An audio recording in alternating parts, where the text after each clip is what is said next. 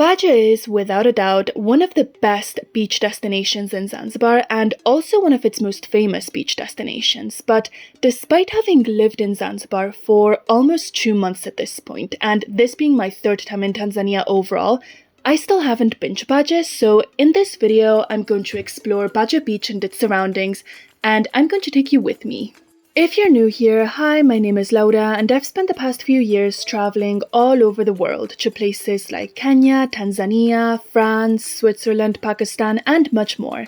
In this channel, I typically share lots of travel vlogs, hidden gems, and travel guides, and I've spent the past few months living in Zanzibar and exploring this island, so if you want to know more about Zanzibar, both from a traveler's perspective and from the perspective of someone who is living here, make sure you subscribe for more, and now let's go back into the video. So Paje is located in southeastern Zanzibar, and this region has some of the best beaches in the entire island.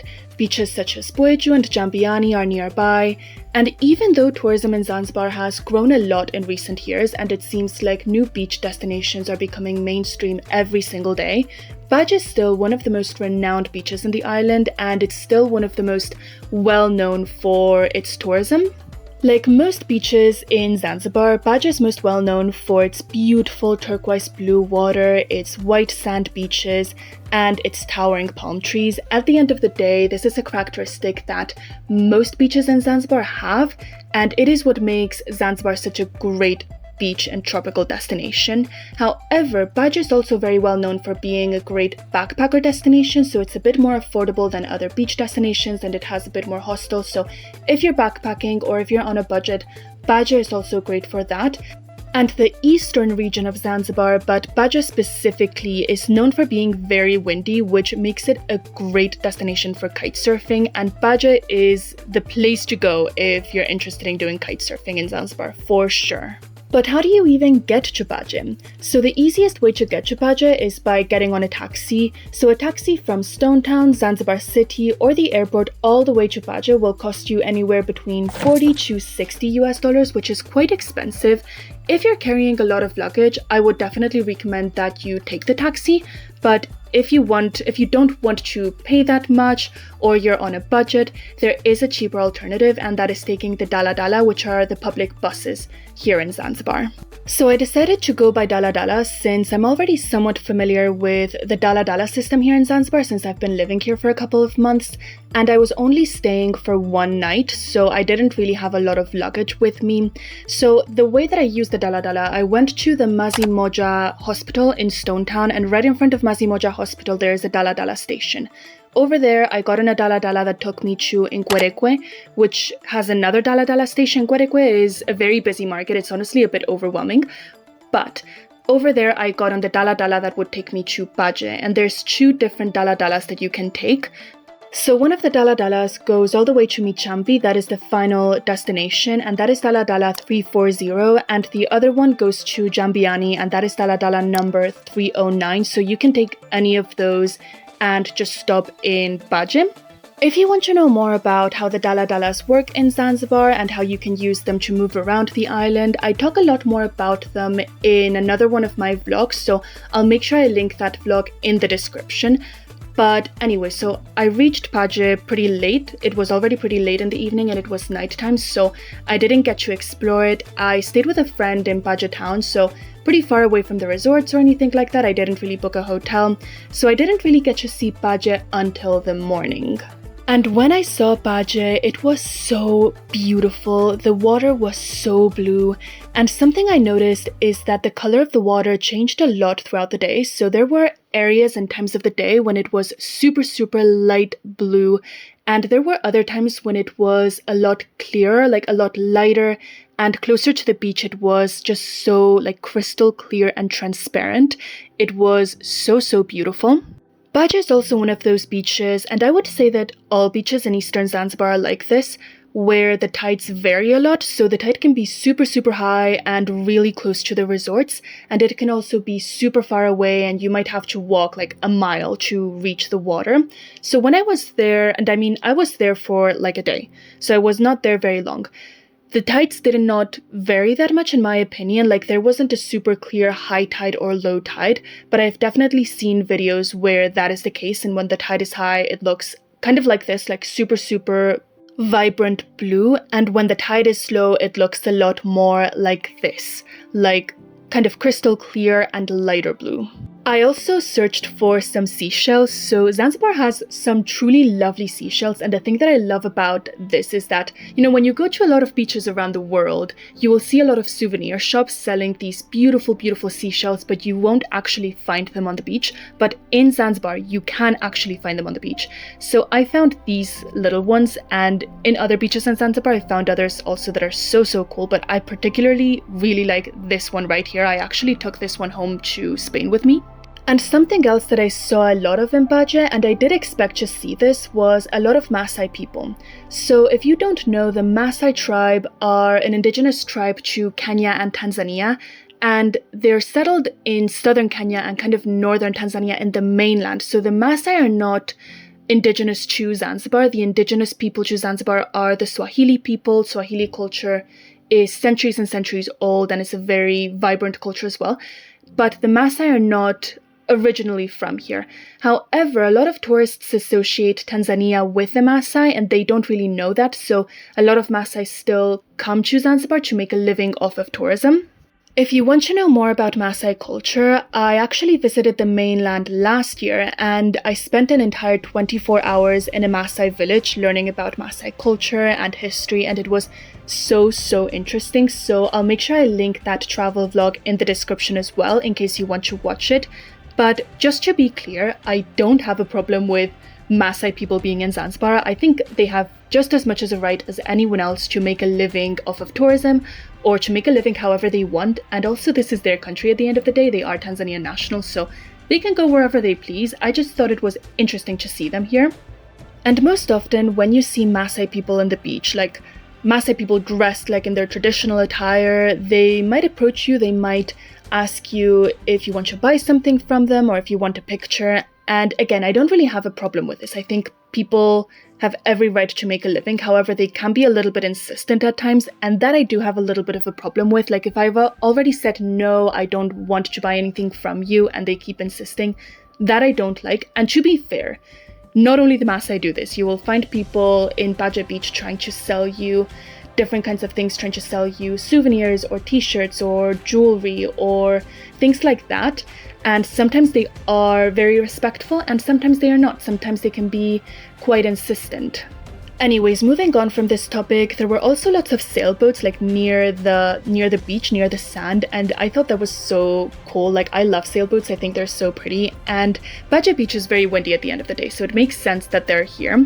And since Paje is very well known for kitesurfing, I actually decided to give it a try. So I've been doing water sports since I was a kid. I mostly did water sports during the summers in Ireland. I tried sailing, kayaking, what else? I tried rafting. I tried lots of different sports.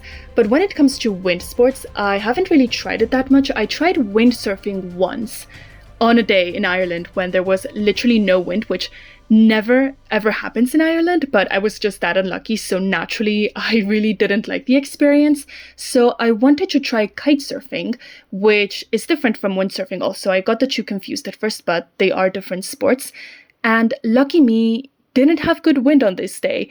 I was told that there was really good wind all week long, but the day that I was there was just not enough wind apparently. Some of the people at the kite school that I went to said that it might actually be better that way because I'm a beginner and it might be easier for me to control the kite.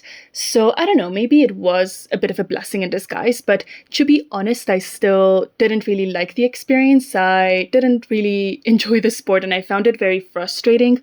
So I basically stayed in the sand and I had a kite and I was trying to learn how to control the kite in the sand before I got in the water.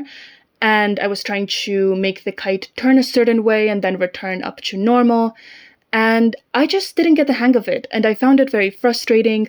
My neck also hurt a lot from looking up all the time, so I didn't love it, but I'll tell you a bit more about my experience here in a minute. Today I tried kite surfing for the very first time, and I like it, but it's also a very frustrating sport, so I was not great at it, especially at first. I really struggled to control the kite, and there's very little wind today in Paje, so some people have said that the wind might be a problem, but also the fact that there isn't much wind might actually help me as a beginner, so I really don't know. I just know that I struggled, and I get the feeling that kite surfing is one of those sports that you don't really enjoy at first, but once you start developing your skills, you really like skiing. So when I started skiing, I hated it for the first few days until the 4th or the 5th day when I started feeling more comfortable and I could actually ski, and then I loved it. So I feel like kite surfing is going to be similar to that. I really struggled to control the kite, particularly the direction of the kite, and I was only practicing like on the sand right here with the kite. I didn't actually go in the water.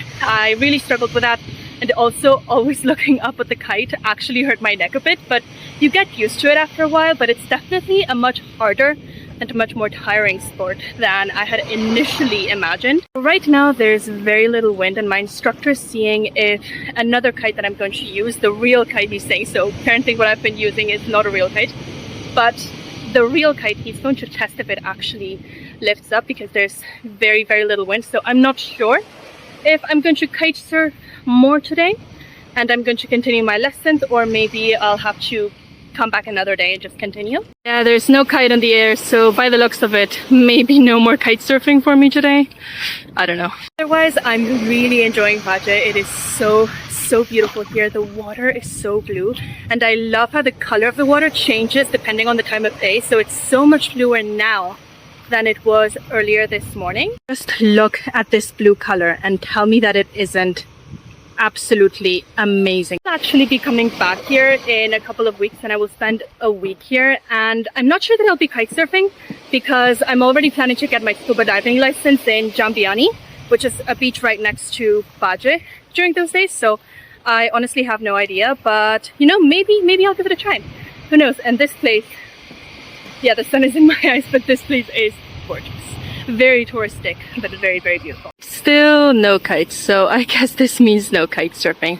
Usually in Paje, the sky is full of kites. I've seen videos of it, and there's kites everywhere, and today it's just completely empty. But yeah, when I come back, I'll show you what it is actually like with kites. So yeah, I didn't love my first kite surfing experience, to be completely honest. Maybe if I'd had more time or I'd gotten a bit more practice, I would have liked it more. But this first time around, I didn't love it. But here is what I learned from my first time kite surfing. Firstly, it is a lot harder than you think it's going to be. There's actually a lot of gear involved, and it's a pretty technical sport, which surprised me. And it is quite hard to control your kite. It is also very frustrating for the same reason, but I guess if you're good at it or if you like it, then that might not be the case for you. Bring sunglasses because you're going to be staring into the sun a lot, since you have to look up for your kite. You're going to be looking at the sky quite a bit. And also bring a hat. So my kite school actually offered me a hat, and I turned them down because I find them pretty uncomfortable, and I did regret this because the sun was brutal. And on that note, bring more sunscreen than you think you're gonna need, because I applied sunscreen and I still got so sunburned. You can actually see in the videos of me talking before, like my face was already getting burned, and yeah, it was not a fun time. You should also bring endless amounts of patience and a pretty big budget, because I didn't realize this, but it turns out kite surfing lessons are actually pretty expensive. And I'll tell you how much they cost at the end of this video. I will total what I spent in like all this weekend at the end. But yeah, they were more expensive than I anticipated for sure. And in the end, even though I was meant to kite surf for a couple more hours, or at least attempt to, I didn't get to do that because the wind just calmed down so much and the kite just wouldn't go up in the air. So there was no more lessons for me on this day. So I decided to just go on another walk around Paje Beach. And there was something else that actually really surprised me. Another thing that really surprised me about Paje is that there aren't a whole lot of sea urchins. Like if you look at the ground, there's seashells, there's seaweed, there's sand obviously, some trash occasionally. but there aren't sea urchins, so I haven't been to that many beaches on the east yet, although I plan to go during my time in Zanzibar. But the only other beach that I ever went to in the eastern part of the island, it was Muyuni Beach near Memba Island. That beach was full of sea urchins. They kind of expected Paje to be the same, and I know that there are some, because my cutting instructor told me that, you know, they step on sea urchins occasionally, and like it happens a lot, but not nearly as many as I would have expected. So after that, I decided to go back home, to go back to my apartment in Zanzibar City, and the last Dala Dala leaves at 8, so I took one of the last ones home. And now I'm going to tell you what the entire weekend trip cost. So I left on Saturday, and the Dala Dala from Nkwerekwe to Paje was 2,500 Tanzanian shillings, which is under $1. And the same Dala Dala back was again 2,500 Tanzanian shillings. If you're carrying a bit of luggage, you might get an extra charge, but that really wasn't the case for me. And I also had to get Dala Dalas from Nkwerekwe to Mazimoja and from Mazimoja to my apartment, and those were 500 Tanzanian shillings each, so 4 Dala Dalas in total, 2,000 Tanzanian shillings, which still, again, less than $1.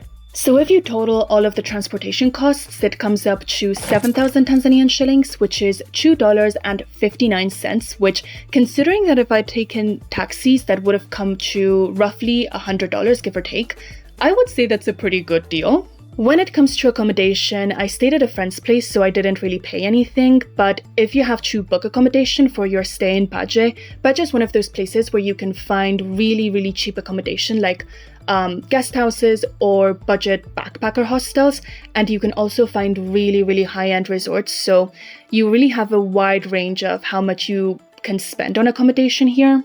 When it comes to food, I didn't really spend much either because my friend treated me to some meals, so that did make it cheaper, and I ended up spending $15 on a tourist restaurant place, but you can definitely spend a lot less if you eat locally. If you eat at local restaurants, you might spend $15 for the entire weekend. And lastly, the kitesurfing lessons. So when I called the kitesurfing school initially, they quoted me $40, and I thought the entire lessons were going to be $40. It turns out it was $40 per hour, which I had not understood. So I did 2 hours, which ended up being $80. And if you consider how much tourism activities cost in Zanzibar, $80 isn't that much. But considering that if it had been windy after the break, I would have done probably another 2 hours, I would have spent $160 on 1 day of kite surfing, and I probably wouldn't have even gone in the water to kite surf. And a lot of people here will actually do 5 days or 7 days worth of lessons. So they do come up to be quite a bit. And if I think about it, $40 for an entire day of kite surfing lessons was way too good to be true. So I should have thought that it was going to be $40 per hour. I just misunderstood and didn't really quite get it. So when I was then asked to pay 80, I was oh, that's more than I thought. And I did spend more money than I initially intended to, but it's okay, misunderstandings happen. Anyways, thank you so much for watching. If you like this video, make sure you like, you comment, you subscribe. I'm trying to grow my YouTube channel, so all of that helps me out so much more than you think. And if you want to see more content about Zanzibar, I have lots of videos on my channel and I'm planning to post more, so definitely make sure you subscribe for that, and I hope to see you in my next video.